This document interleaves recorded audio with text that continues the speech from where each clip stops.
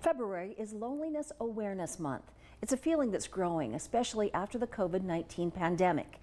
In today's Mental Health Monday, Local News 8's Kaylee Galaviz tells us how big a problem loneliness is and how to overcome it.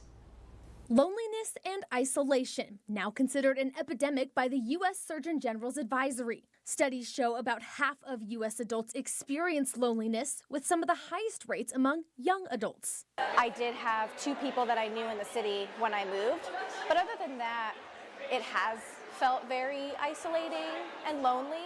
Experts believe social media is in part to blame for the epidemic of loneliness. The more social media people use, the more loneliness they report. Though designed to keep people connected, that's not necessarily the case. Texting and other virtual communication doesn't seem to have the same response in our brain as actually seeing people and hearing people. The U.S. Surgeon General's advisory warns that widespread loneliness can be as deadly as smoking up to 15 cigarettes per day. But there is hope for people who may have found themselves feeling lonely or isolated. Loneliness is a feeling on the inside, so we need to figure out how to fulfill ourselves. Clinical and forensic psychologist Dr. Leslie Dobson has 5 ways to combat loneliness: positive reminiscing, visits or phone calls to family and friends, going outside, volunteering, and visits to socially supportive places. I think connection is the most valuable piece in the human experience. I have to force myself to leave home since I work a remote job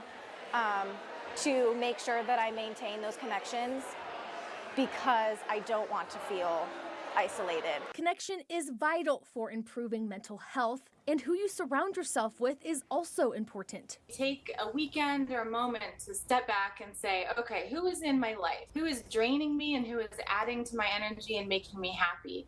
And then we make an active choice to say, this is who I want to be around this week. This is what I have to get done.